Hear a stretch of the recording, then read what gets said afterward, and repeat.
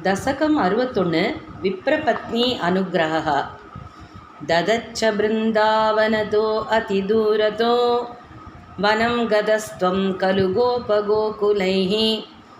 हृदन्तरे भक्तरत्विजाङ्गना कदम्बकानुग्रह नाग्रहं वहन् ततो निरीक्ष्याचरणे वनान्तरे किशोरलोकं क्षुदितं दृशाकुलम् अदूरतो यज्ञपरान् द्विजान् प्रति व्यसर्जयोदीति व्यासनाय दान् गदेष्वतो देष्वपितायते अभितां कुमारकेश्वोदन यासिषु प्रभो श्रुतिस्थिरा अभ्यभिनियुरस्थितिं न किञ्चिदु सुच्चमहीसुरोत्तमाः अनातरात् किन्नदियो हि पालकाः समाययुर्युक्तमिदं हि यज्वसो चिरातभक्ताः खलु ते महीसुरा गतं हि भक्तं त्वयि तैः समर्प्यते निवेदयत्वं गृहिणी जनाय मां दिशेयुरन्नं करुणाकुला इमाः इति स्मितार्द्रं भवतेरितागतास्ते तारका तारजनं यया शिरे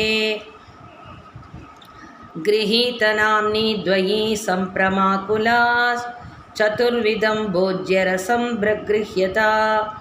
चिरं धृतत्वत् प्रविलोकनाग्रहाः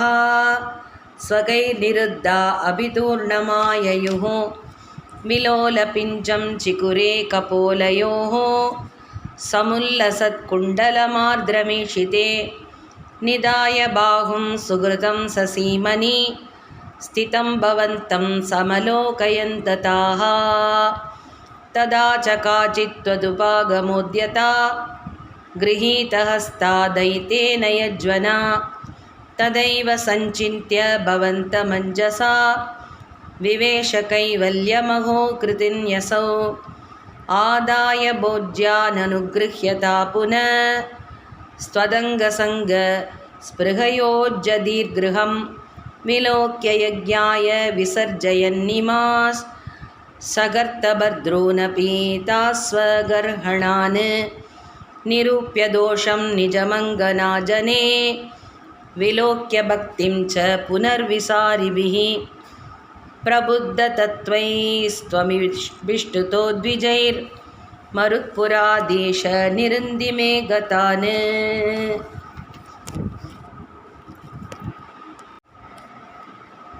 दशकम् 62 गोवर्धन बलिः।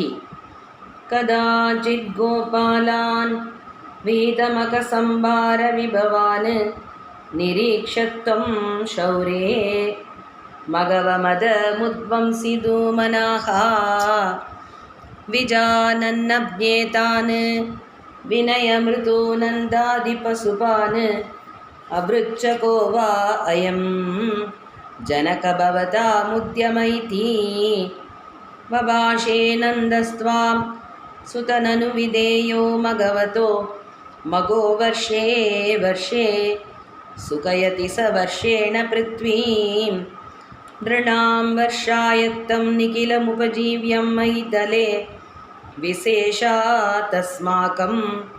तृणसलिलजीव्या हि बसवः इति श्रुत्वा वाचं पितुरयि भवानागसरसं दिगे तन्नो सत्यं मघवजनिता वृष्टिरिति यत् अदृष्टं जीवानां सृजति खलु वृष्टिं समुचितां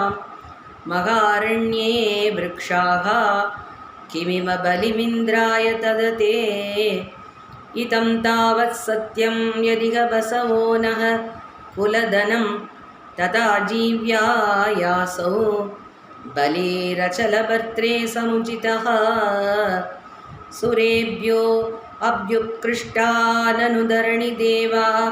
हाक्षितितले ततस्ते अभ्याराध्या इति जगदिदत्वं निजजनान् भवत्वासं श्रुत्वा बहुमतियुदास्ते अपि पशुपात् द्विजेन्द्रा नः सन्तो बलिमततोरुच्चैः क्षितिभृते व्यतुः प्रादक्षिण्यं सुभृसमन मन्नादरयुतास् त्वमादस्यैलात्मा बलिमखिलमाभीरपुरतः अवोसस्यैवं दान किमिह विदतं मे निगदितं गिरीन्द्रो नन्वेष स्वबलिमुपपुङ्क्ते स्ववपुषा अयं गोत्रो गोद्रद्विषि च कुपिते रक्षितुमलं समस्तानित्युक्त्वा जगृषुरखिला गोकुलजुषः परिप्रीताः याताः खलु भवतु भेदाव्रजजुषो व्रजं यावत्तावन्निज मगविभङ्गं निशमयन् भवन्तं जानन्नभ्यतिकरस जसा आग्रान्तहृदयो न सेहे देवेन्द्र स्वदुपरचितात्मोन्नतिरपि मनुष्यत्वं ज्ञातो मधुभिदपि देवेष्वविनयं विदत्ते चेन्नष्टस्त्रित च सदसां गो अपि महिमा तदच्चत्वं दृश्ये पशोपहतकस्य श्रियमिति प्रवृत्तस्त्वां जेतुं स किल मघवा दुर्मदनिधिः तदा वासं हन्तुं प्रलयजलदानम्बरभुवि प्रहिण्वन् विप्राणः कुलिसमयमप्रेप गमनः प्रदस्ते अन्यैरन्तर्तहनमरुतात्यैर्विकसितो भवन्माया नैव त्रिभुवनपते मोहयति कं सुरेन्द्रः कृत चेद्विजकरुणया शैलकृपया अप्यनातङ्को अस्माकं नियतैति विश्वास्य पशुपान् अहो किन्नायातो गिरिविदिति सञ्चिन्त्य निवसन मरुद्गेहाधीश प्रणुतमुरवैरिन् मम गतान्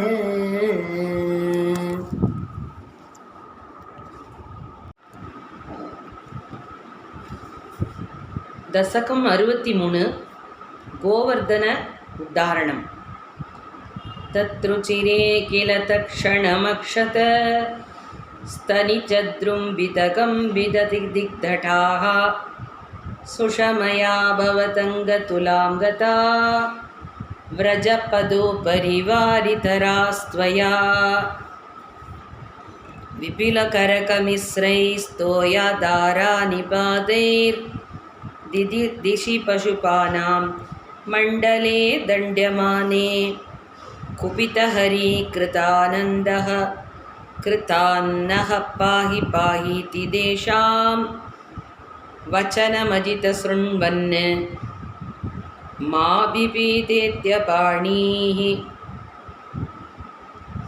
कुलैः खलु गोत्रो दैवतं गोदरसत्रोर्विहितमिह सरुन्द्यात् गोनुवं संशयोऽस्मि इति सहसितवादी देवगोवर्धनाद्रिं दरितमुदमुमूलो मूलतो बालदोर्भ्यां ददनु गिरिवरस्य ब्रोतृतस्यास्य तावत्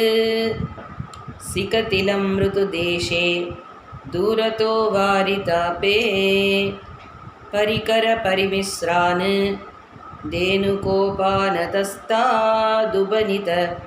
ततदत्ता हस्तपद्मेन शैलं भवति विधृतशैले पालिकाभिर्वयस्यैरभिविहितविलासं केलिलापादिलोले सवितमिलिततेनूरे गहस्तेन कण्टूयतिशति पशुपालास् दोषमैषन्त सर्वे अतिमहान् गिरिरेश तु वामगे करसरोरुहितं तरते चिरं किमितमद्भुतमद्रिपलन्विति त्वदवलोकिभिरागति गोपगैः अगहदार्ष्ट्यममुष्य वटोर्गिरिं व्यतितपा पुर साववरोपयेत् इति हरिस्त्वयि भक्तविकर्हणो दिवस सप्त गमुग्रमवर्षयत् अचलति द्वैदेव पदात्पदं कलितसर्वजले सगनोत्करे अपहृते मरुताम्बदीस् तदपि शङ्कितदीस् समुपात्रवत् सममुपेयुषि वर्षपरे तथा पशुपतेऽनुकुले च विनिर्गते भुवि विभो समुपाहितभूधरः प्रमुदितैः पशुपैः परिरेभिषे धरणिमेव पुरा धृतवानसि क्षितिधरोद्धरणे तव कश्रमः इति नुतश्रितदशैः कमलापते पुरुपुरालय पालय मां गतात्।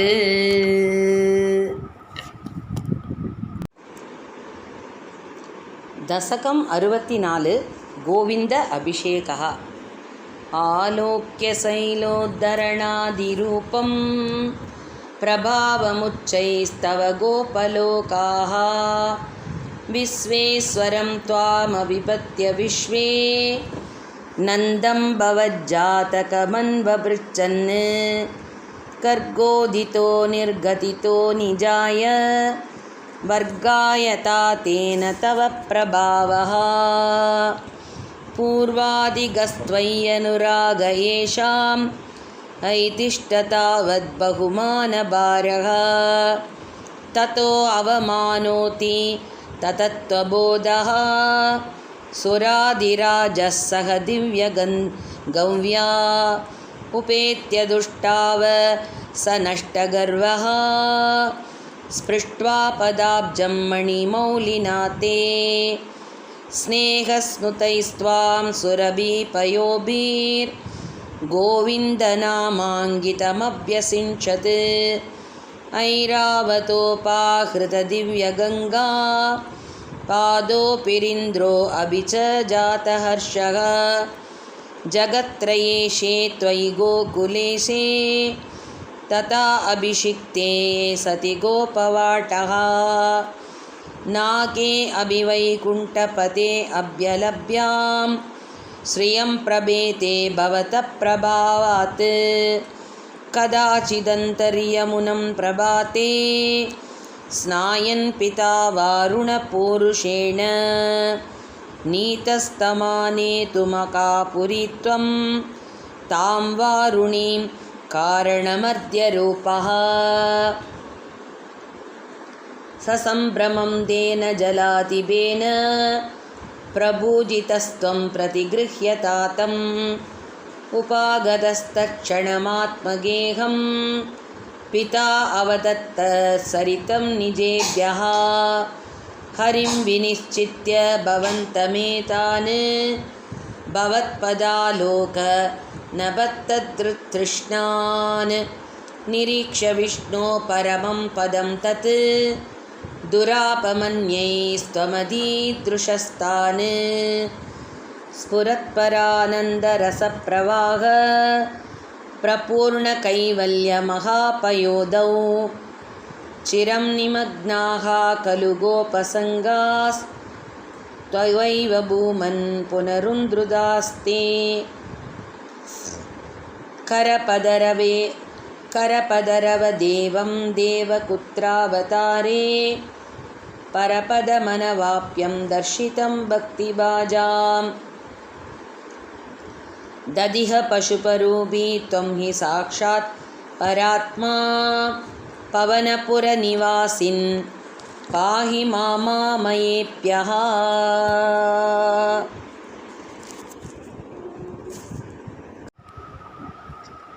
दशकं 65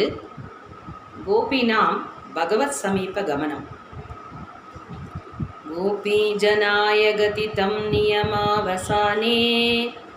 मारोत्सवं तमदसादयितुं प्रवृत्तः सान्द्रेण सान्द्रमहसा शिशिरीकृतासे प्रापूरयो मुरलिकां यमुनावनान्ते सम्मूर्च्छनाभिरुदितस्वरमण्डलाभिः सम्मूर्च्छयन्तमखिलं भुवनान्तरालं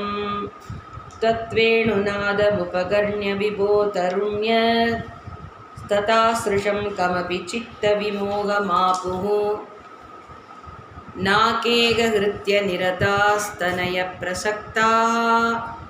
कान्तोपसेवनपराश्च सरोरुहाक्ष्यः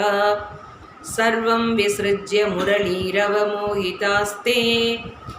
गान्तारदेशमयि कान्तदेना समेताः काचिन्निजाङ्गपरिभूषणमातदाना वेणुप्रणादमुपगर्ण्य कृतार्थभूषाः त्वामागता ननु तदैव विभूषिताप्यस्ता एव समररुचिरे तव लोचनाय हारं निदम्बभुवि काचन धारयन्ती काञ्चीं च कण्ठभुवि देव समागता त्वां हारित्वमात्मजगनस्य मुकुन्ददुप्यं वयक्तं बभाषैव मुक्तमुखी विशेषात् काचित्कुचे पुनरसज्जितकञ्जुलीका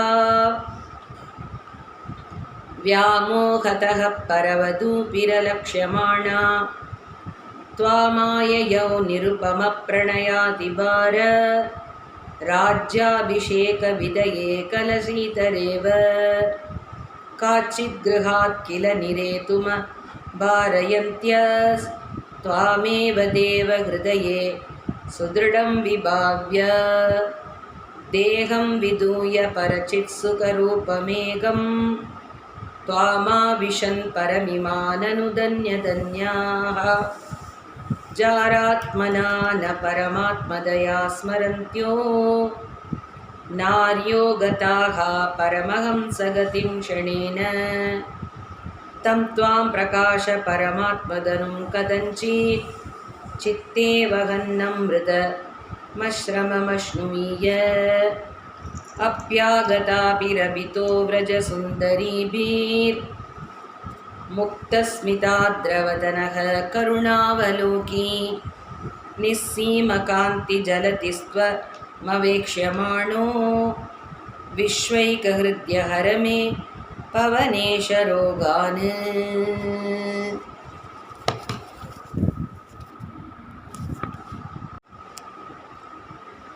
दशकं 66 गोपीजन आह्लादनम्। उपयादानां सुदृशां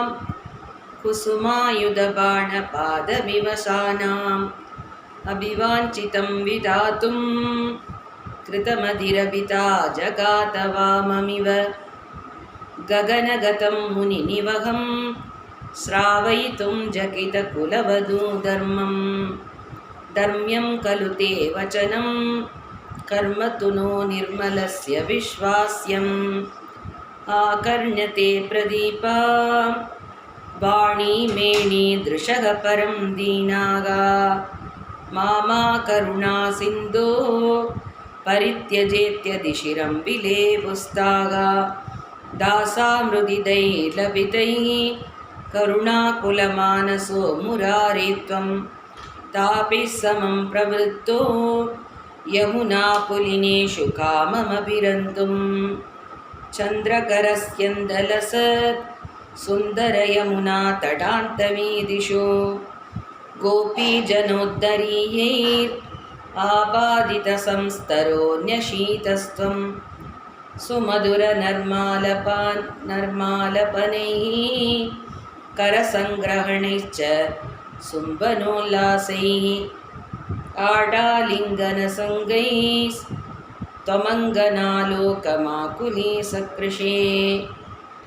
वासोहरणदिने यत् वासोहरणं प्रतिश्रुतं दासां तदपि विभोरसविवच स्वान्तानामकान्त सुभ्रुवामदता गन्तलितकर्मलेशं कुन्तमृदुस्मेरवक्त्रपादोजं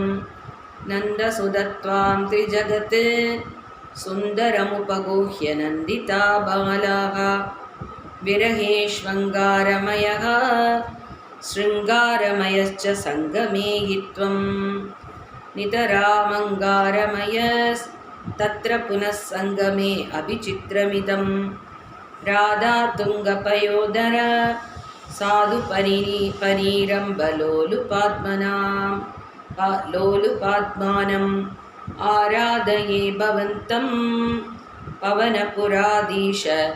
समयसकलगतान्।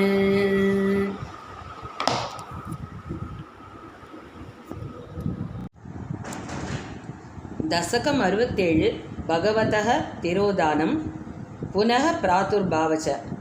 स्फुरत्परानन्दरसात्मकेन द्वया समासादितपोकलीलाः असीममानन्दपरं प्रपन्ना महान्तमापुर्मदमम्बुजाक्ष्यः निलीयते असौ मयि मय्यमायं रमापतिर्विश्वमनो अभिरामः इति स्म सर्वाः कलितापमाना निरीक्ष्य गोविन्द तिरोहितो अभूः राधापितां तावत् जातगर्वा अतिप्रियां गोपवतु मुरारे भवानुपाताय गतो विदूरं दयासहस्वैरविहारकारी तिरोहिते अतद्वयी जाततापाः समं समेताः कमलाय दाक्ष्यः वने वने त्वां परिमार्गयन्त्यो विषादमापुर्भगवन्नभारं हासूतः सम्पककर्णिकार हा मल्लिके मालतिबालवल्यः किं वीक्षितो नो हृदयैकचोर इत्यादितास्त्वत्प्रवणा विलेपुः निरीक्षितो अयं सखी पङ्कजाक्षः पुरो ममेद्याकुलमालपन्ती त्वां भावनासक्षुषी वीक्ष्य काचित् तापं सखीनां द्विगुणी सकार त्वदात्मिकास्ता यमुना तटान्ते तवानुचक्रुः किल चेष्टितानि विचित्य भूयो अभितदैव मानात्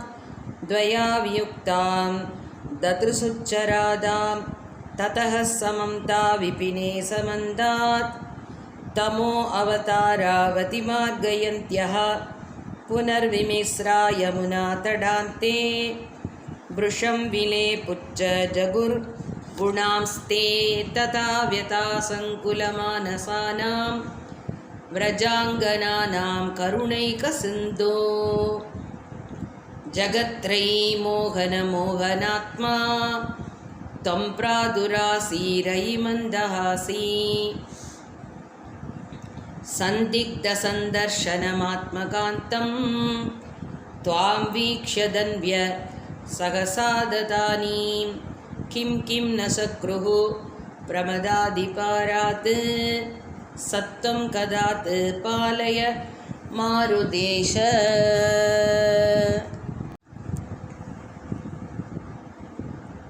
दशकं 68 गोपिकानां परम आह्लादः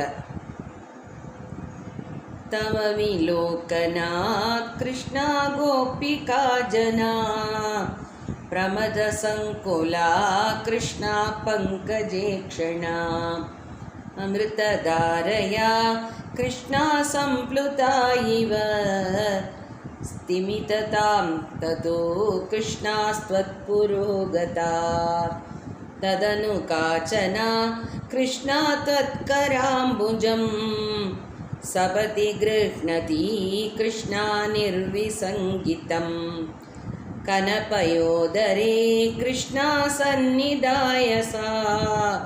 पुलकसंवृता कृष्णा तस्तुषीचिरं तव विभो अपरा कृष्णा कोमलाम्बुजं निजकलान्तरे कृष्णा पर्यवेष्टयत् कलसमुद्गतं कृष्णा प्राणमारुतं प्रतिनिरुन्ददीवा कृष्णा अतिहर्षुला अपकदत्रपा कृष्णा कापि गामिनी तव मुकाम्बुजात् कृष्णा भूकसर्वितं प्रतिगृह्य तत्कृष्णा वक्तरपङ्कजे निततदिगता कृष्णा पूर्णकामदा विकरुणो वने कृष्णा संविहाय मां भगतो असीका कृष्णा त्वामिह स्पृशेत् इति सरोषया कृष्णा तावदेगया सजललोचनं कृष्णा वीक्षितो भवान् इति मुदा कुलैर्कृष्णा वल्लवी जनैः सममुपागतो कृष्णा यामुने तटे मृदुकुचाम्बरैः कृष्णा कल्पिदासने कुसृणबासुरे कृष्णा पर्यशोभता गतिविदा कृपा कृष्णागेऽपि सर्वतो धृतदयोदया कृष्णा केचिदाश्रिते गतिसिद्धिस्तृषा कृष्णा मातृसेष्वभीन् यभिहितो भवान् कृष्णा वल्लवी जनैः अयि कुमारिका कृष्णा नैव संख्यता कठिनता मयि कृष्णा प्रेम कातरे मयि तु चेतसो कृष्णासो अनुवृद्धये कृतमिदं मयेत् कृष्णा योजिवान् भवान् अयि निशम्यता कृष्णा जीववल्लभा प्रियतमो जनो कृष्णा नेतृशो मम दधिगरम्यता कृष्णा रम्ययामिनी वनुपरोदमी कृष्णायालभो विभो इति गिरादिकं कृष्णा मोदमेतुरैर्व्रजवधू जनैः कृष्णा सागमारमन् कलितकौतुको कृष्णा रासकेलने गुरुपुरीपते कृष्णा पाहि मां गतात्